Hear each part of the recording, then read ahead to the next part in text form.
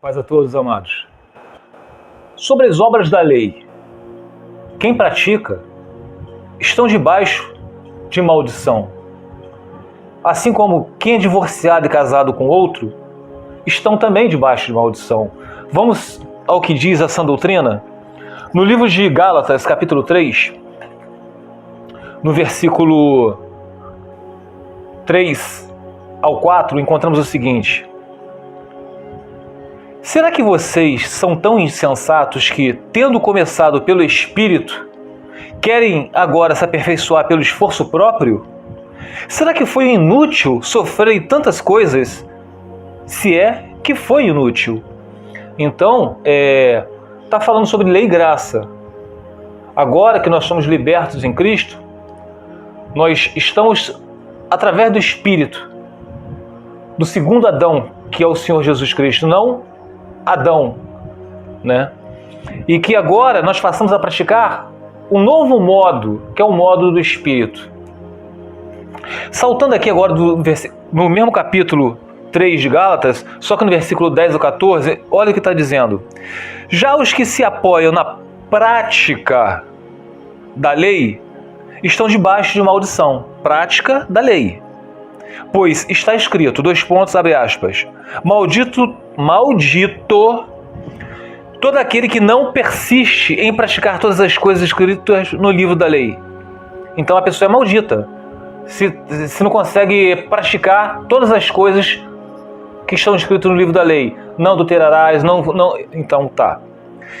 É evidente que diante de Deus ninguém é justificado pela lei. Pois o justo viverá pela fé. O justo, tá? Ele viverá pela fé. A lei não é baseada na fé. Ao contrário, quem praticar essas coisas, por elas viverá. Cristo nos redimiu da maldição da lei, quando se tornou maldição em nosso lugar. Foi Cristo, que através da cruz, que pagou pelos nossos pecados. Pois está escrito, maldito todo aquele que for pendurado no madeiro. Isto para que em Cristo Jesus a bênção de Abraão chegasse também aos gentios, os que não são judeus, para que recebêssemos a promessa do Espírito mediante a fé. Então, aqui é bem claro, está dizendo que vocês não estão praticando mais a lei, vocês agora vivem em Cristo, porque Cristo pagou na cruz os nossos pecados. Então, se vocês realmente são libertos em Cristo, entende? Vocês não vão mais praticar a lei. Não vai ter a lei para te acusar, não adulterarás se você não está adulterando, não assassinarás se você não está assassinando, não mentirás se você não está praticando a mentira. Vocês estão entendendo? Agora, meus amados, vamos para o livro de... Onde mesmo que eu anotei? Deixei aqui. Achei. Romanos capítulo 7, versículo do 1 ao 6. Olha, Romanos capítulo 7, versículo 1 ao 6. Vai fazer um paralelo para colocar o casamento como modelo para vocês entenderem o que é graça e lei. Prestem atenção. Versículo do 1 ao 6. Meus irmãos, falo a vocês como as pessoas que conhecem a lei. Acaso vocês não sabem que a lei tem autoridade sobre alguém apenas enquanto ele vive? Por exemplo, pela lei, a mulher casada no cartório, tá? A mulher casada está ligada ao seu marido enquanto ele estiver vivo. E não enquanto ele for fiel, entende? Enquanto ele estiver vivo. Se o marido morrer, ela estará livre da lei do casamento. Por isso, se ela se casar com outro homem enquanto seu marido ainda estiver vivo, não adianta divorciar, não adianta inventar desculpa que ele abandonou, adulterou, continua sendo seu marido. Se ela se casar com essa carta de divórcio em mãos enquanto seu marido estiver vivo, será considerada uma mulher adúltera. Mas se o seu marido morrer, ela estará livre daquela lei. E mesmo que venha se casar com outro homem, depois de divorciado, mas já que o seu primeiro marido morreu, não será adúltera, porque ele faleceu. No caso de viuvez, pode. Agora ele fala, assim, olha a comparação, fez com casamento. Está falando de lei e graça. Assim, meus irmãos. vocês também morreram para a lei. Não vai ter a lei acusando vocês. Isso se vocês nasceram de novo.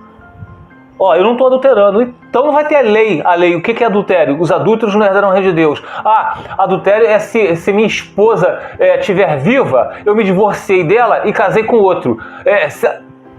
Eu não posso me casar com outro, porque minha esposa ainda vive, por mais que eu tenha a carta de divórcio em mãos. Então, se eu me casar com outra, mesmo com a minha esposa ainda viva, vai ter aquela lei, ó, me acusando, ó, adulterou. Então eu não morri para a lei. A lei ainda vive em mim, porque está me acusando.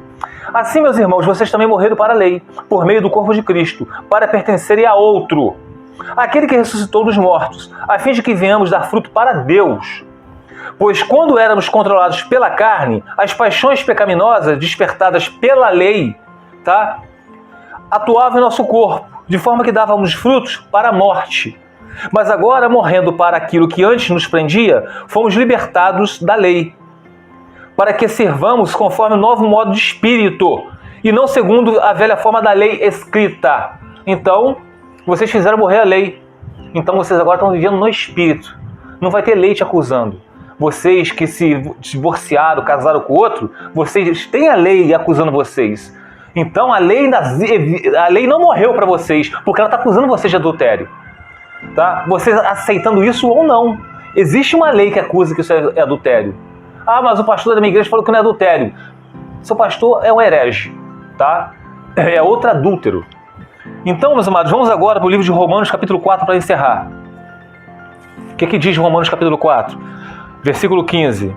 Diz o seguinte: porque a lei produz a ira, e onde não há lei, não há transgressão. Então, meus amados, se vocês hoje estão vivendo no modo do Espírito, a lei não está acusando vocês. Então vocês não são adúlteros. Porque vocês fizeram morrer a lei. Por que vocês não estão adulterando? Vocês não se divorciaram e casaram com o outro? Ou então vocês não foram largados e estão... Ah, eu fui largado, eu estou com divórcio, eu vou viver minha vida. Vocês não estão fazendo isso? Se vocês não estão fazendo isso, a lei não vai estar acusando vocês.